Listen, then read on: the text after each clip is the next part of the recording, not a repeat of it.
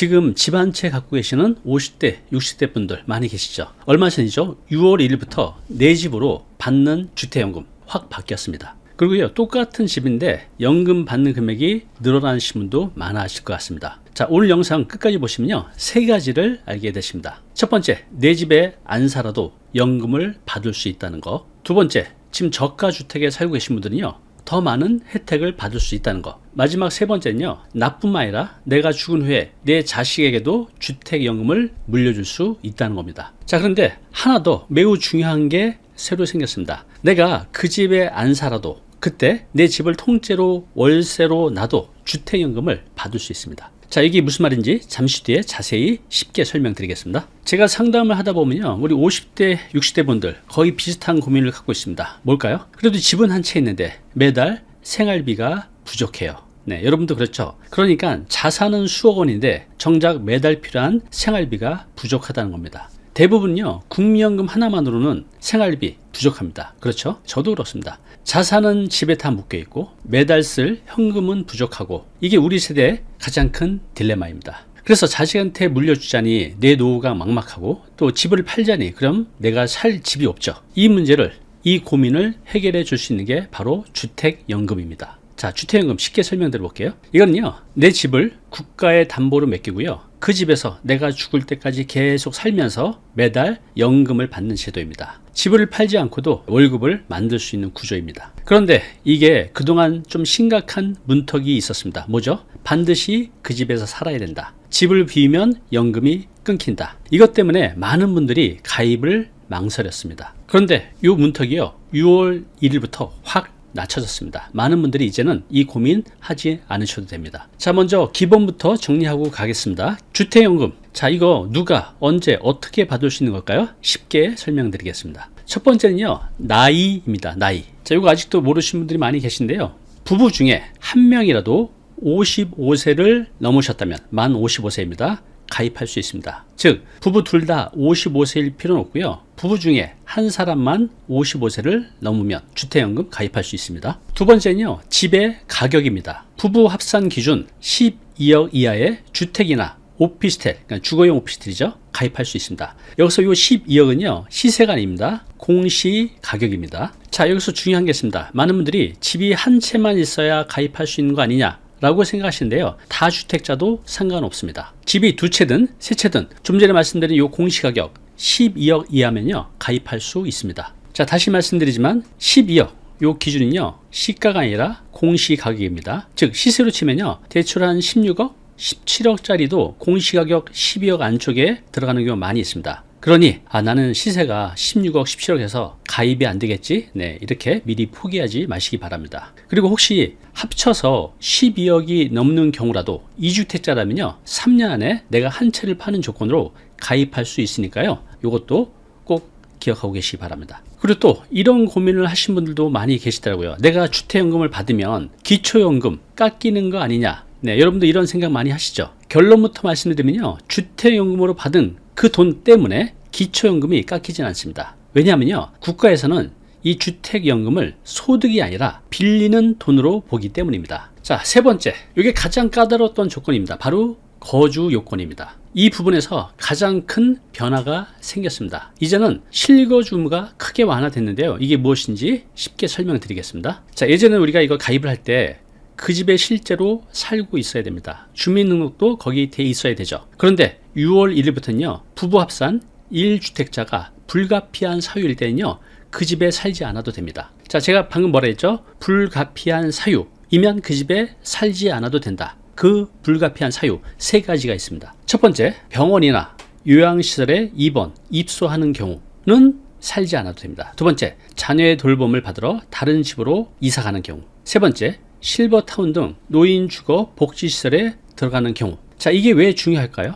그동안은 요양병원이나 시설에 머무는 어르신들은요, 주택연금 가입 자체가 안 됐죠. 가장 돈이 필요한 시기에 길이 막혔던 겁니다.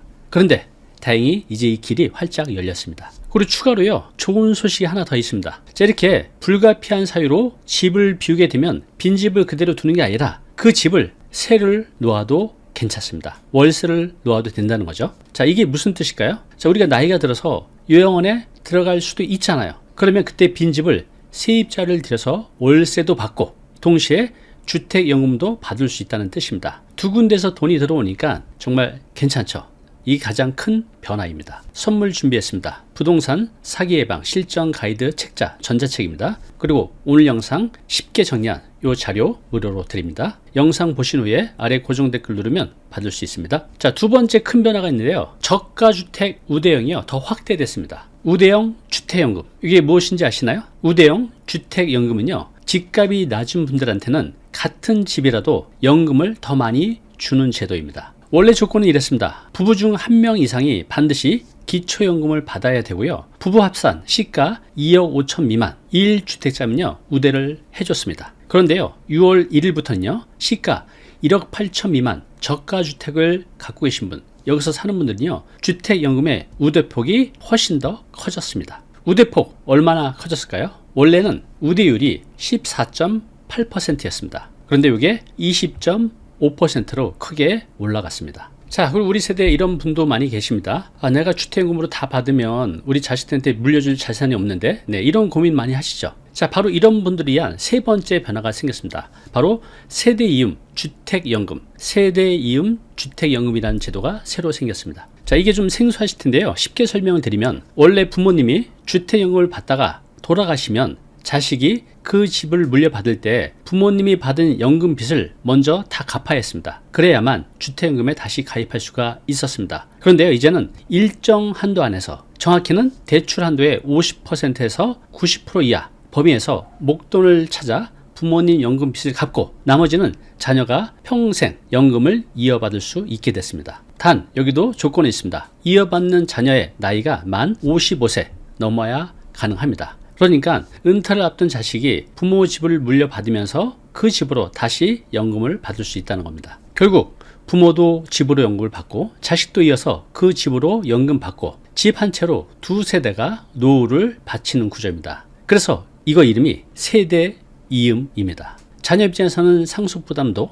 또 새로 가입하는 부담도 줄어드는 거죠. 자, 오늘 내용은 조금 복잡했는데 이해가 되셨나요? 그래서 오늘 내용 핵심만 세 가지 다시 한번 정리를 해드리겠습니다. 첫 번째, 내가 주택연금 받을 대상이 되는가입니다. 앞에서 제가 뭐랬죠? 부부 중에 한 명이 만 55세를 넘으면 가능합니다. 둘 다 55세 이상일 필요가 없습니다. 그리고 공시가, 시가가 아닙니다. 공시가 합산이 12억 이하의 주택이면 가입할 수 있습니다. 신청 마감일 그런 건 없습니다. 두 번째, 내가 사는 집이 우대형 주택인지를 체크해 보시기 바랍니다. 기초연금 받으면서 부부 합쳐 집 한 채 시가 2억 5천이면요 우대형 대상입니다. 그리고 이번에 새로 생긴 그 중에서도 1억 8천 미만이면요 우대폭이 훨씬 더 커집니다. 세 번째, 자세한 건요 한국주택금융공사에 전화해서 상담받아 보시기 바랍니다. 오늘 말씀드린 우대율 그리고 수령액은요 나이, 집값, 집의 종류에 따라서 모두 달라집니다. 그래서 자세한 건 한국주택금융공사